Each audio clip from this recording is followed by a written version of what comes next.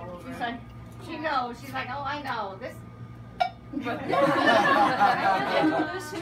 like, yeah, no, she doesn't want to go back. The face they give when they hit the wall is hilarious. It's just like, look at it. Yeah, come on. I know. Chicken. For a while, we thought that she was deaf because she's white cat with blue eyes, and she was the only cat that did not return to the carrier at the sound of the whistle. So, I mean, I'm like snapping my fingers on both sides of her ears. I was getting ready to get an expensive test done at the vet when, you know, when I caught her actually hearing. And I was like, you've got Samantha, so here's much the hearing. expensive test. Yeah. I know, but I tried that because they're so used to all sorts of noises. Yeah. It didn't phase her. Yeah, yeah. So she was something. fake. I needed something.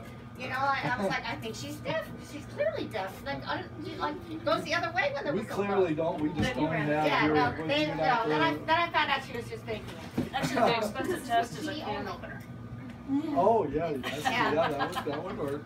Well, I dropped something on the floor that sounded like something that they hadn't heard before, and she turned her head, and I was like, aha. Yeah, so that can opener, good point, Jennifer, and the rattle of the bag is just like the clicker, you guys. But she just association. Yeah, she just doesn't want to go back to, No. you know, the carrier. All over it. So, How about that little one seems to have oh yeah, no, this one has a lot of talent. potential right here. Percy. Look at you shining Who's that, like a you mom. guys? Percy. That's Oh Percy. my! It's a good one. Super proud. A little gem. Yeah, but then you're gonna have to go on the road and. Is that the former Career change. sword?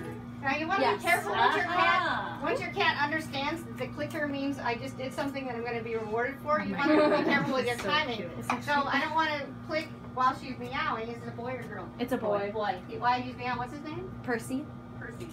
Okay, so Percy, I don't want to click while Percy's meowing because I could fold that into things. But initially you just take the target stick, hold it, and as soon as they look at it, touch it, sniff it, any kind of interest, you click, give them a treat.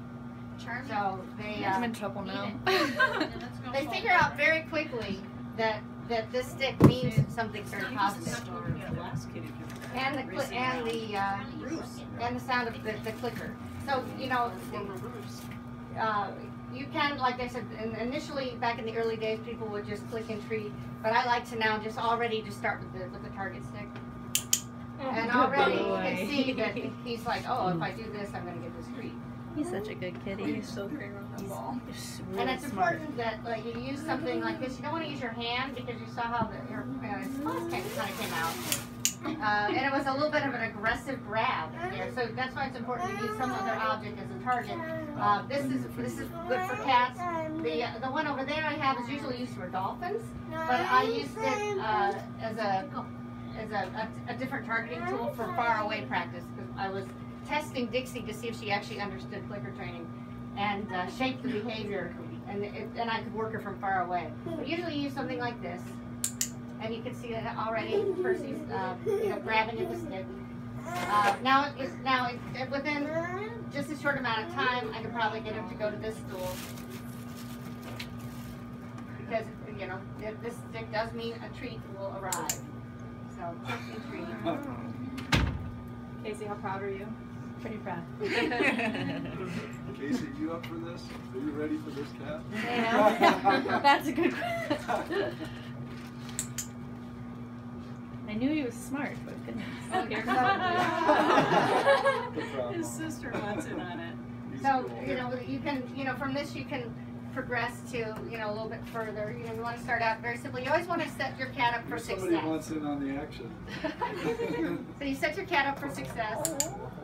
So it's easy. There's it's not that far, and then you wouldn't start out with the stools like this far apart, but eventually you could get it much further apart. It doesn't take very long before you get like a little jump going. Samantha, I had a question. Do you only reward when they do the behavior that you're eliciting? Like, for example, if one of them were to hit the bell and that's not what you asked for, would you not reward that behavior? It depends on the stage of training we were at. Like when they're just learning the behavior, I'm going to reward that behavior anytime they do it, right? But then once it's solid and I want to move to the next level, which would be putting it on a cue, I go say I only want them to ring the bell when I ask them to ring the bell. That's when you move into something that's a little more complicated. You actually you stand there with the treats You know, like you're having a sit-down training session or a stand-up training session. You have troops with you, and you almost extinguish, and you basically extinguish them. You know, like they quit doing. Look at him. Oh, what a good boy. You wait until they quit ringing the bells. They're ringing the bell. They're not getting treated at all. Eventually, they're going to quit ringing the bell. So then you give them the signal to ring the. You know, you wait a beat. You give them the